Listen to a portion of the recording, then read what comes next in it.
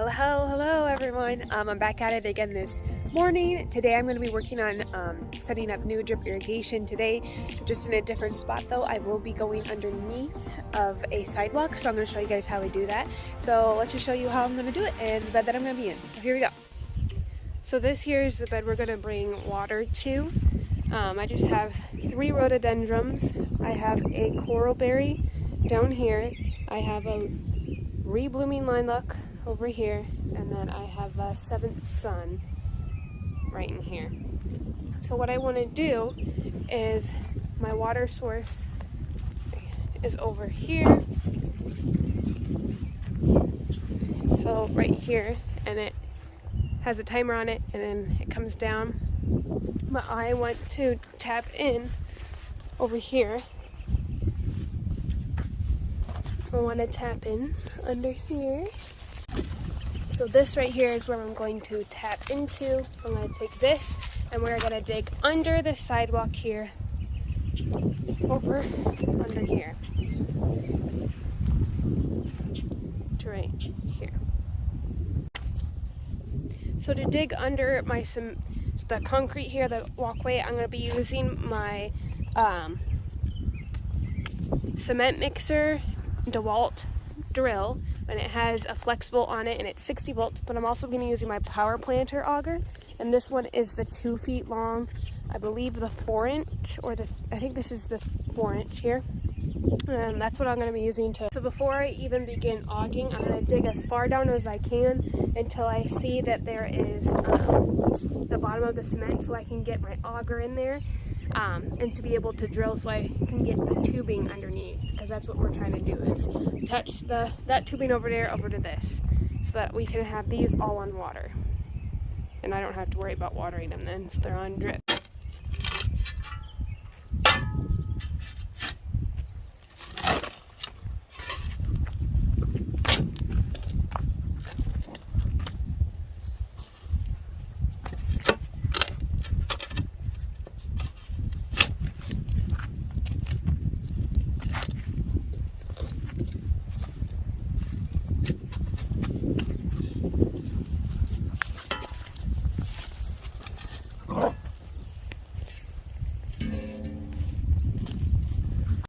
Okay, so I have dug down, and this is an older house, so the concrete is a little bit thicker than I think is normal. I have dug down, so I'm going to try and aug a little bit as far as I can underneath, and we'll see how it goes. Alright, so I've now put the 1/2-inch supply line down through the hole down here. We put it down through there, through that hole. Okay, so I have made some headway. I have put the 1/2-inch supply line down through this hole, so it goes in under there, and it goes all the way through. I'll shine my light under there for y'all. There it is down there. And then it comes up, onto this side over here, and then down through that hole.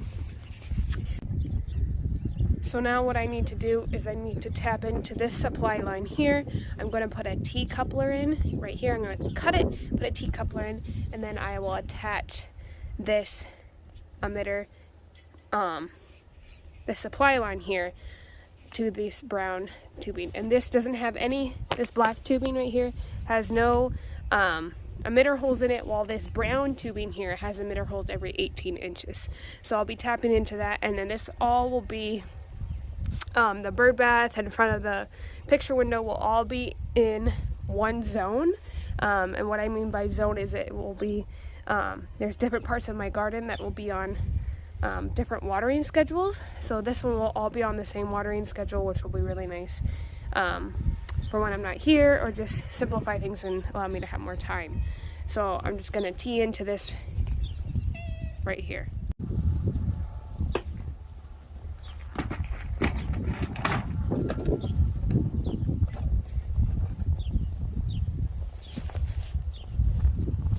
This is what a T-coupler looks like, so I will just be attaching it into here.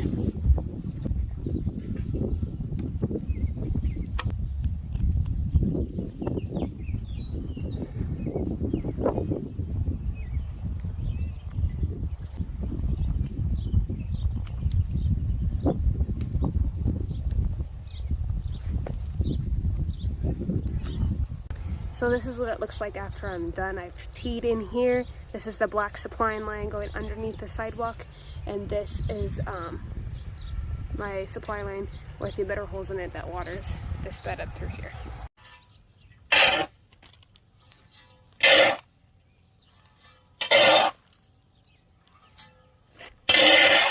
Alright, so I filled in the hole here and on the other side. On that side it's all filled in. This side it's all filled in. This is where it comes up. Right there. So now I just need to tee into that and do a supply line for each one of these plants, and they'll get an emitter that'll transmit 1 or 2 gallons per hour when the water's on. So it's just very concentrated water. So each one of these will have very concentrated water because here in Nebraska we don't get crazy amount of rainfall. So I do have to put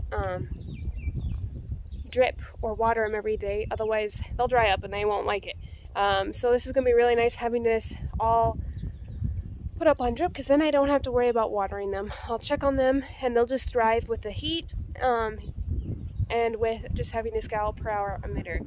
So I'm just gonna do the supply line to it and tee into that, and then we'll go from there.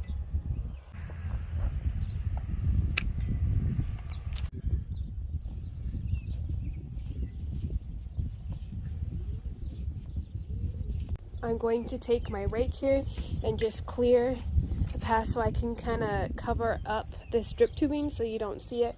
And then later I'll come back through it and mulch this entire area, covering up the soil. It was already mulched once, but grass is poking through, as this was a new flower bed in a grassy area before. But later on I'll come through and I'll edge this side as well. So for right now I'm just gonna make a pathway here all the way along so I can kind of cover up this tubing.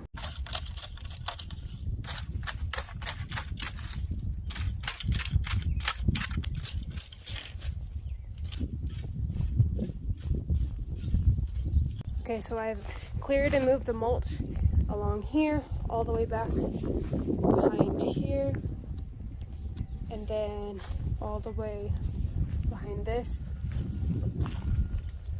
and then up behind there. And so now I'm just gonna lay in all of this tubing and ending over here at this coral berry right down here on the bottom.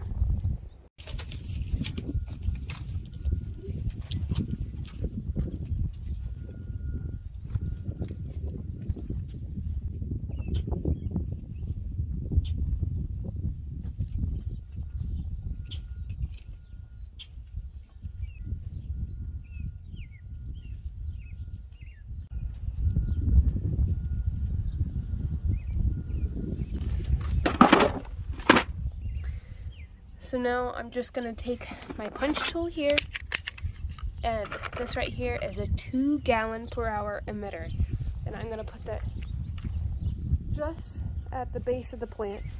So I take my punch tool here and I go on the front side of it, 'cause you want wherever your emitter is, that's where it's gonna be. I'm gonna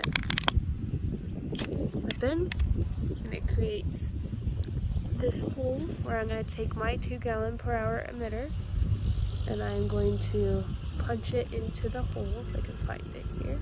Black end goes into the tubing. So each spot now has a 2 gallon per hour emitter, and I kind of went through and covered it back up, but tomorrow I'll come through and I'll put mulch down over top and make an edge this bed. So right here there is an emitter to the 7th sun. There's one to this reblooming lilac. There's one to this rhododendron right there. Another rhododendron has one right here. And then there is one here to this name. But I ended it with one of these crimpers right here. And you just slip it through. And I also did that over here. I ended it with the same thing right here. And then I just teed off and I went this way and I put up all those, and then I teed off this way to this one right here. So now the last thing to do is turn it on, make sure everything's working properly. Cross your fingers. And there we go. We have running water running on this side.